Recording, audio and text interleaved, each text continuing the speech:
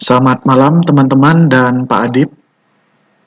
Kami dari kelompok 3 akan mempresentasikan topik aplikasi sistem teknologi informasi di level-level organisasi. Sebelumnya saya akan memperkenalkan diri. Perkenalkan, nama saya Adrianus Rimbi.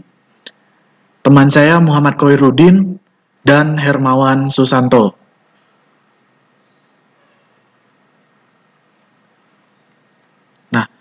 Setiap level manajemen melakukan aktivitas yang berbeda, sehingga kebutuhan akan informasi juga berbeda. Maka sistem informasi yang digunakan akan berbeda pula.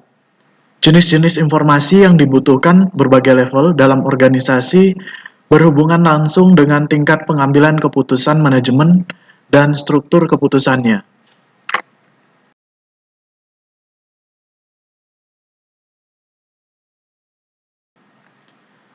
Jenis-jenis SI dalam level organisasi. SI di level organisasi bawah, operasional, mendukung manajer operasi melakukan kegiatannya. Jenis SI di level operasi antara lain TPS, Transaction Processing System, PCS, Process Control System. Yang kedua, SI di level menengah, digunakan untuk pengendalian dan pengambilan keputusan semi-terstruktur. Jenis tersebut antara lain sistem pakar atau expert system, jaringan neural buatan ANN, artificial neural network, sistem pendukung keputusan DSS, decision support system, GSS, group support system, sistem informasi geografik atau GIS, Geographic Information System. 3. SI di level atas digunakan untuk perencanaan strategi dan pemecahan masalah. Jenis SI di level ini adalah Sistem Informasi Eksekutif atau EIS, Executive Information System atau Executive Support System. SI yang menghubungkan ketiga level manajemen tersebut adalah Sistem Otomatisasi Kantor atau OAS, Office Automation System. Jika digambarkan menggunakan piramid, maka di manajemen tingkat bawah itu ada pengendali operasi dan keputusan terstruktur, di mana terdapat Transaction Processing System atau TPS, ERP Process Control System atau PCS. Nah, di tingkat 2 itu pengendali manajemen, keputusan semi-terstruktur. Terdapat Decision Support System atau DSS, GSS, GIS, ES, GIS-ES, ANN, Office Automation System sebagai pusat terkoneksinya antara keputusan tiga tingkat manajemen ini. Tingkat paling atas itu manajemen tingkat atas, keputusan tidak terstruktur, dan di sini juga pusat perencanaan strategis.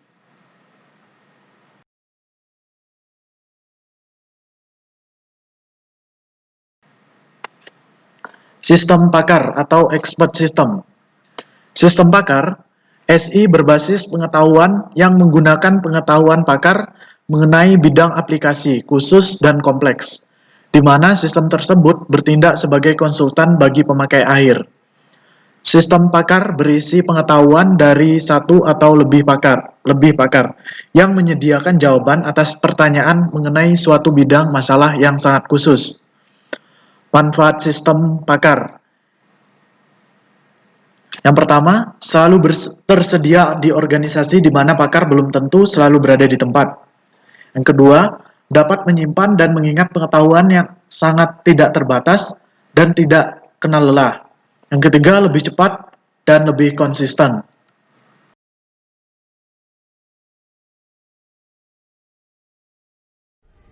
Cara kerja sistem pakar.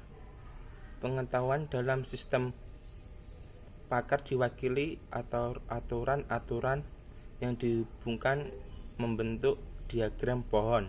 Aturan-aturan tersebut oleh inference engine diproses dengan dua cara, yaitu yang pertama cara forward reasoning atau forward chaining, di mana aturan-aturan diperiksa satu persatu urut mulai dari muka untuk memastikan bahwa aturan tersebut dalam kondisi benar.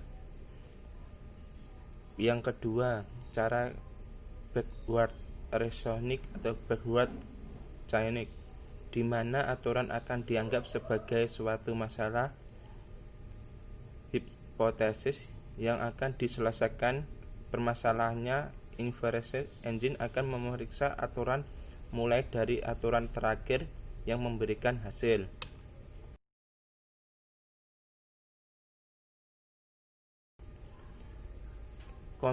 Komponen sistem pakar.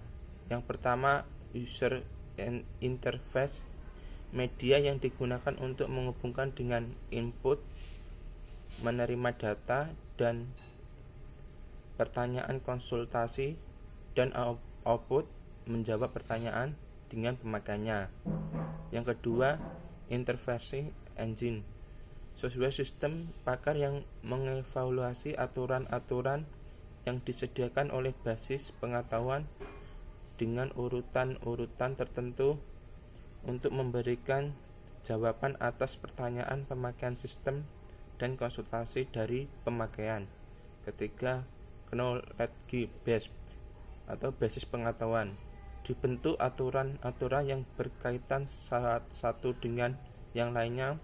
Pengetahuan yang disimpan dalam basis pengetahuan diambil dari pengetahuan para pakar.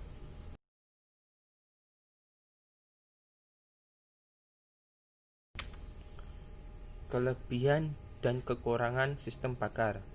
Kelebihan yang pertama, pengembalian keputusan yang lebih baik. Jawaban yang diberikan sistem pakar konsisten dan logis. Yang kedua, memberikan solusi yang tepat. Yang ketiga, pelayanan konsumen lebih baik. Yang keempat, menyimpan pengetahuan di dalam organisasi.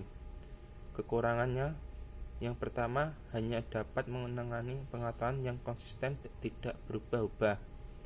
Dua, tidak dapat menangani hal yang bersifat judgment dan subjektif.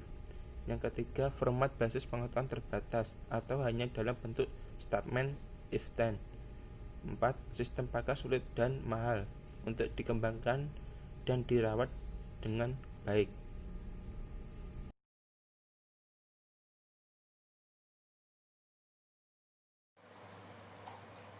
Slide selanjutnya yaitu ada alur sistem pakar. Pada alur sistem pakar terdapat pemakai, yang selanjutnya diteruskan ke nasihat pakar. Pada nasihat pakar menghasilkan sebuah software sistem pakar, yaitu terdapat program interface pemakai, program mesin inferensi yang menghasilkan basis pengetahuan. Pada basis pengetahuan lalu muncul sebuah program akuisisi pengetahuan yang kemudian diolah kembali untuk dikembangkan pada nasihat pakar, lalu menghasilkan teknisi pengetahuan atau pakar.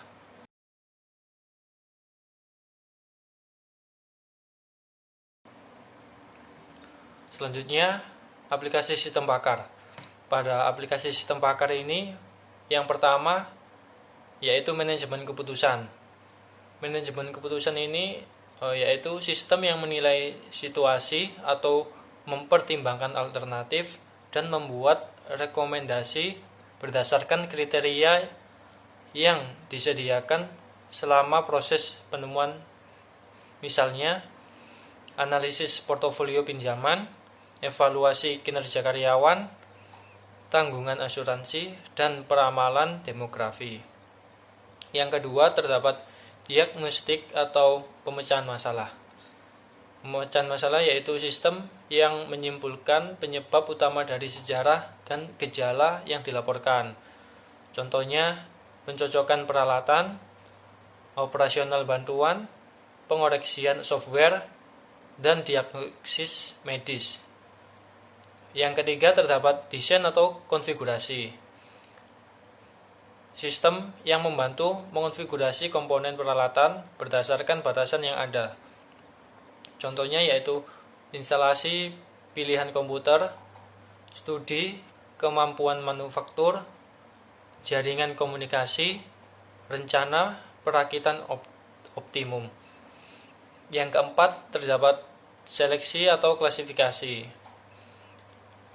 Seleksi atau klasifikasi yaitu sistem yang membantu pemakai memilih produk atau proses, biasanya dari berbagai jenis alternatif. Contohnya seleksi materi, identifikasi rekening yang menunggak, klasifikasi informasi, dan identifikasi sesuatu yang dicurigai. Yang terakhir yaitu terdapat pengawasan atau pengendalian proses, yaitu sistem yang mengawasi dan mengendalikan prosedur atau proses. Contohnya yaitu pengendalian mesin, pengendalian persediaan, dan pengawasan produksi sekaligus pengujian kimia.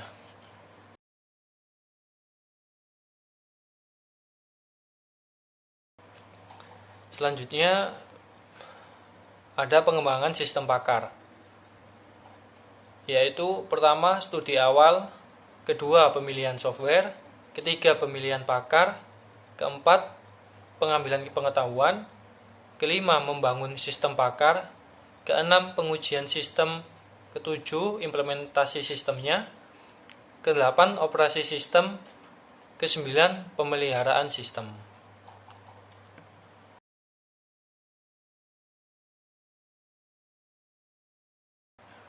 Jaringan neural artifisial ANN ini merupakan jaringan buatan yang mencoba meniru jaringan neural manusia. Perbedaan ANN dengan sistem pakar yaitu ANN lebih dinamis, dapat dilatih, hasilnya berbeda-beda. Untuk yang sistem pakar, hasilnya lebih statis, tidak dapat dilatih, dan hasilnya konsisten. ANN ini mulai banyak diterapkan di aplikasi bisnis walaupun masih dalam tahap pengembangan.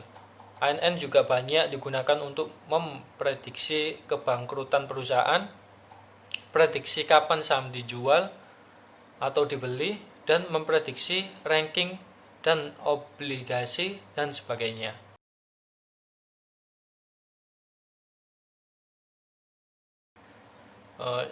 Selanjutnya ada sistem penunjang keputusan atau disebut DSS. Sistem informasi berbasis komputer yang menyediakan dukungan informasi yang interaktif bagi manajer dan praktisi bisnis selama proses pengambilan keputusan. DSS menggunakan model analitis, kedua database khusus, tiga penilaian dan pandangan pembuat keputusan, keempat proses pemodelan berbasis komputer yang interaktif untuk mendukung pembuatan keputusan bisnis semi berstruktur. DSS yaitu sistem informasi untuk membantu manajer level menengah untuk proses pengambilan keputusan setengah terstruktur supaya lebih efektif dengan menggunakan model-model analitis dan data yang tersedia. Sekian presentasi kami dari kelompok 3, kurang lebihnya mohon maaf. Wassalamualaikum warahmatullahi wabarakatuh.